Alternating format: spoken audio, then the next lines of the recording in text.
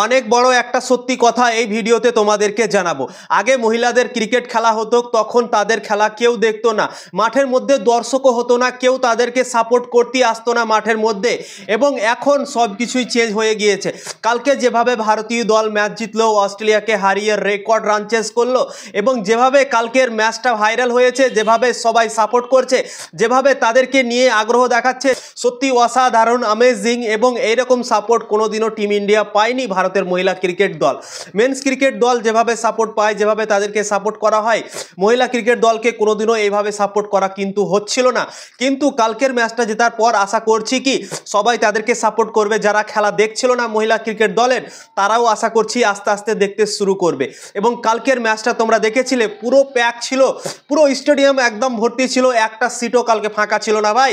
India versus semifinal match চলছিল কালকে, এবং দুর্দান্তভাবে যেভাবে ভারতের দল ম্যাচ জিতলো, রেকর্ড রান চেস করলো, এবং সবারই মন ছুঁয়ে গিয়েছে কালকের ম্যাচটাতে। যেভাবে ভারত কালকে একটা ইম্পর্টেন্ট ম্যাচ জিতলো, অনেক বড় একটা দল ভারতের সামনে ছিল, যে দল 7 বার চ্যাম্পিয়ন হয়ে গিয়েছে, 7 বার তারা ট্রফি জিতেছে, এবং নকআউট ম্যাচে তারা তো দুর্দান্ত ক্রিকেট খেলে। প্রথম ইনিংসে তারা অসাধারণ ক্রিকেট খেলেছিল, 338 রান করে ফেলেছিল, 339 রানের বিশাল টার্গেট দিয়ে দিয়েছিল।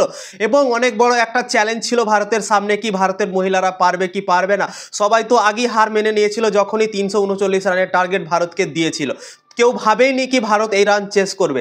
কিন্তু যেভাবে কালকে ভারতের মহিলারা কাজ করে দেখালো, হারমনপ্রীত কৌর, জেমিমা রডরিগস, এই দুজন যেভাবে কালকে ক্রিকেট খেললো, যেভাবে 167 রানের পার্টনারশিপ করলো 156 বলে, এবং দুর্দান্ত ইনিংস খেললো এরা দুজন, এবং ভারতীয় দলকে বিশাল টার্গেট চেস করালো, এবং ম্যাচও জিতে গেল। অস্ট্রেলিয়ার মতো একটা বড় দলকে যেভাবে হারালো, সত্যি কাবিলে তারিফ।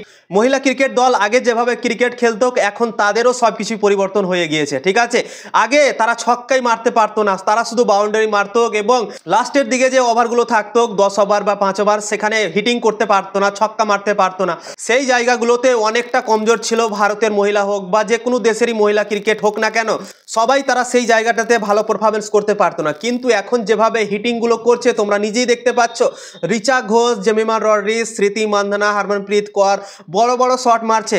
ভারতের মেন ক্রিকেট দল যেভাবে বড় বড় শট মারে, দুর্দান্ত ক্রিকেট খেলে, সেই রকম কিন্তু ভারতের মহিলা ক্রিকেট দলও খেলতে লেগেছে, এবং মহিলাদের ক্রিকেট দলকে সবাই এখন আস্তে আস্তে সাপোর্ট করতে লেগে গিয়েছে। এবং আশা করব কি এইরকম সাপোর্ট যেন বজায় থাকে, এবং ভারতীয় দল যদি ধরো সাউথ আফ্রিকার সাথে যে ফাইনালটা হতে চলেছে 2 নভেম্বর, সেই ম্যাচটা যদি ভারত জিতে নেয়, তাহলে কিন্তু ভারতীয় দলের সবাই ফ্যান হয়ে যাবে ভাই, এবং সবাই ভারতীয় দলকে সাপোর্ট করতে শুরু করবে, কেউ বাদ যাবে না। যারা যারা মেন্স ক্রিকেট দলকে সাপোর্ট করে, যেভাবে তাদের খেলা দেখে, এই মহিলা ক্রিকেট দলকেও সাপোর্ট করবে, তাদেরও খেলা দেখতে শুরু করবে।